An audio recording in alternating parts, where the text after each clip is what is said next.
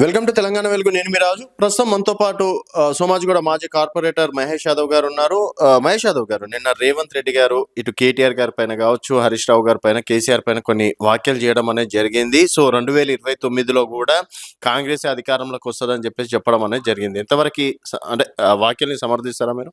రేవంత్ రెడ్డి గారు మన ముఖ్యమంత్రి పొద్దున్న లేస్తే కేసీఆర్ని తిట్టడం, కేటీఆర్ని తిట్టడం, హరీష్ రావుని తిట్టడం తప్ప ఈ మూడు తప్ప ఇంకా చేసింది ఏమీ లేదు. కాలయాపన చేస్తా ఉండు. గత 2 సంవత్సరాలుగా అది మీరు పోటీ పడితే అభివృద్ధిలో పోటీ పడండి. ఈ ముగ్గురిని పొద్దులేసి తిట్టడం, కేసులు బనాయించడం, కేసుల చుట్టూ తిప్పుతూ ఈ 2 సంవత్సరాలు కాలయాపన జరపడం తప్ప చేసింది ఏమీ లేదు. అభివృద్ధిలో శూన్యం. మీరు అభివృద్ధిలో పోటీ పడండి, సర్వీస్లో పోటీ పడండి. ఈరోజు తెలంగాణ ప్రజలు అరిగోసపడతా ఉన్నారు. ఇలా రైతులు యూరియా దొరకక లైన్లో నిలబడి అరిగోసపడతా ఉన్నారు. అలాగే మీ యొక్క మహబూబ్ నగర్ గద్వాల జిల్లా నుంచి నిన్న మీరు సభ పెట్టారు. నిన్న మీరు ఉండగా ఆ జిల్లాలో ఉండగానే గద్వాల్లోనే ఒక రైతు కూడా నిన్న గుండెపోటుతో మరణించడం జరిగింది. రైతు పండించిన పంట కొనలేని పరిస్థితిలో ఉన్నారు. ఇవన్నీ వదిలేసుకొని మీరు ఈ ముగ్గురిని పొద్దున్నేస్తే కేసీఆర్ని తిట్టడం, కేటీఆర్ని తిట్టడం, హరీష్ రావుని తిట్టడం, ఏమనంటే కాళ్ళు పెట్టి తొక్కుతా, పేగులు మెడలేసుకుంటా, తొండలో లాగులు వదులుతా, ఇవన్నీ ఏం మాటలు. ప్రజలు ఈరోజు సిగ్గుపడతా ఉన్నారు. ముఖ్యమంత్రి భాష ఏం భాష ఇదని ఈరోజు ప్రజలు సిగ్గుపడే తీసుకొచ్చారు. అయితే మహేష్ గారు, మీరు చాలా సందర్భాల్లో కేటీఆర్ గారి గురించి చెప్పడం అనేది జరిగింది. సో కేటీఆర్ గారు ఏదో వాళ్ళ తండ్రి సపోర్ట్ ఉండడం వల్లనే ఈరోజు మినిస్టర్గా ఉన్నాడు, లేకపోతే అమెరికాలో అంట్లు దోముకునేటోడు, అండ్ గుంటూరులో చదివిండు అని చెప్పేసి కూడా కేటీఆర్ గురించి మాట్లాడడం అనేది జరిగింది. కేటీఆర్ ఎంత కేపబుల్ అనేది ప్రజలు చెప్తారు. మీరు కావాలంటే సర్వే జరిపించుకోండి. మీకు భజన పరువులు పక్కన పెట్టి మీరు కేపబులా, కేటీఆర్ కేపబులా ఒకసారి మీరు సర్వే జరిపించుకోండి, ప్రజలతో చెప్పించండి. లేదా పెడదాం మీ యొక్క ఛానల్ ద్వారా కానీ ఇంకేదో ఛానల్ ద్వారా కానీ ప్రజల ఒపీనియన్ తీసుకోండి. ఆయన కేపబుల్ ఏంది, ఆయన ఏ విధంగా ఆయన విజన్ ఏంటి, ప్రజల సర్వీస్ ఏ విధంగా ఏంది. ఈరోజు రాష్ట్రం కానీ ఇవాళ తెలంగాణ మన హైదరాబాద్ ఈ గుండెకాయని ఈరోజు ప్రపంచానికి ఇవాళ గుర్తింపు తీసుకొచ్చినాడు. ఈరోజు గ్లోబల్ సిటీగా ఏర్పాటు చేయడం జరిగింది. ఆయన విజనే కానీ ఈరోజు మనం ఫ్రీగా తిరగలుగుతున్నామంటే ఆయన చేసిన అభివృద్ధి అట్లాంటిది. ఈరోజు తెలంగాణకి ఎటువంటిది. ఈరోజు తీగల వంతెన తీసుకురావడం జరిగింది. ఆయన ఎన్నో కార్యక్రమాలు చేస్తారు. ఈరోజు మన మల్టిపుల్ ఫ్లైఓవర్స్ తీసుకురావడం జరిగింది, రోడ్స్ ఎక్స్పాన్షన్ చేయడం జరిగింది, ఎన్నో కార్యక్రమాలు చేయడం జరిగింది. కేటీఆర్ గారికి నక్కకి నాగలోకానికి తేడా ఉన్నది. మీకు కేటీఆర్ గారు అసలు పోలికే లేదు. అసలు ఈరోజు ప్రజలు సీఎం అంటే కేటీఆర్ వైపు చూస్తా ఉన్నారు. ఈరోజు కేసీఆర్ తర్వాత కేపబుల్ అంటే కేటీఆర్ వైపు చూస్తా ఉన్నారు. మీరు మీ వెనకాల ఎవరు మాకు తెలీదా? ఈరోజు మీరు ఎవరి ప్రతిఫలంతో ఈరోజు పిసిసి ప్రెసిడెంట్ అయ్యారు, ఎవరి ప్రతిఫలంతో ఈరోజు మీరు ముఖ్యమంత్రి అయ్యారు? మీ వెనకాల జైపాల్ రెడ్డి గారు, మీ మామగారు లేరా? తర్వాత మీ గురుగారు లేరా? ఇవన్నీ మీకు తెలియదా? ప్రజలకు తెలియదా? మాకు తెలియదా? ప్రజలకు తెలియదా? కార్యకర్తలకు తెలియదా? అంటే అన్ని పార్టీలకు తెలిసింది. రేవంత్ రెడ్డి గారు వెనుక డైరెక్టర్ చంద్రబాబు నాయుడు తప్పకుండా ఈ రోజు కూడా అలా గురువు గారు చంద్రబాబు నాయుడు గారు ఉన్నారు. ఆయన గైడెన్సే ఈయన ఫాలో అవుతా ఉన్నారు. అలాగే అప్పుడు సపోర్ట్లో కూడా జయపాల్ రెడ్డి గారు గతంలో కూడా ఆయన సపోర్ట్ చేయడం జరిగింది. తద్వారా ఆయన పిసిసి ప్రెసిడెంట్ అవ్వడం జరిగింది. ఇవన్నీ లాబింగ్ చేసిన తర్వాతనే వచ్చారు. ఈ రోజు నేను సొంతంగా వచ్చిన అంటున్నాను. పొద్దున్నేస్తే తొక్కుతా అంటున్నాను. ఎంతమందిని తొక్కుతావు? ఇవాళ కాంగ్రెస్ సీనియర్లు ఎంతమందిని తొక్కావు నువ్వు? ఒకసారి ఆలోచించండి.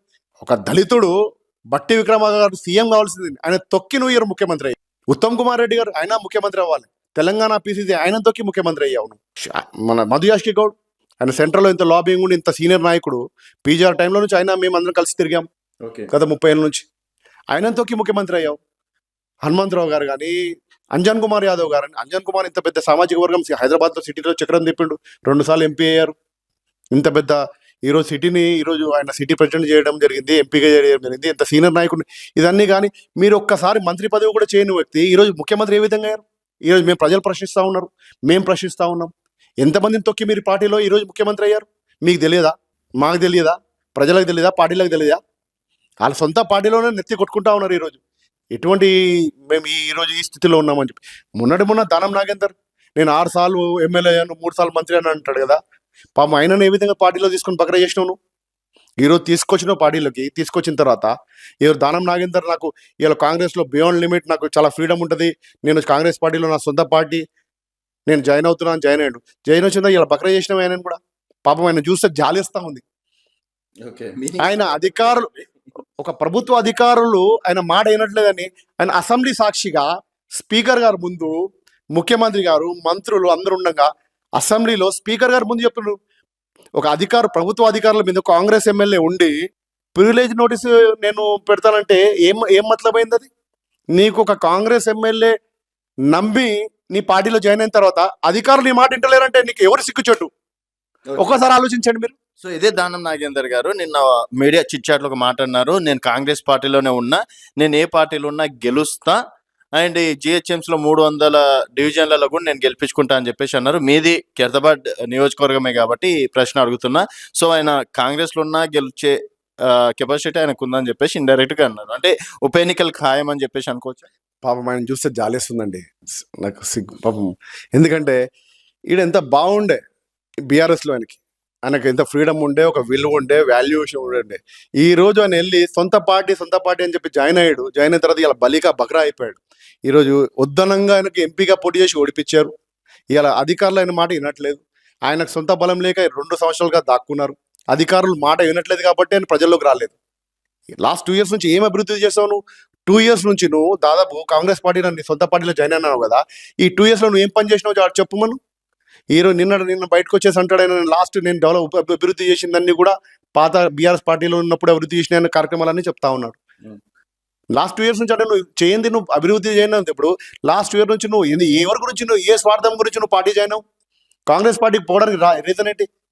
ఈ లాస్ట్ 2 years నుంచి నేను అడుగుతా ఉన్నాను, ఏ పార్టీ నువ్వు ఈ 2 years లో నువ్వు ఏమి అభివృద్ధి కార్యక్రమాలు చేసావు?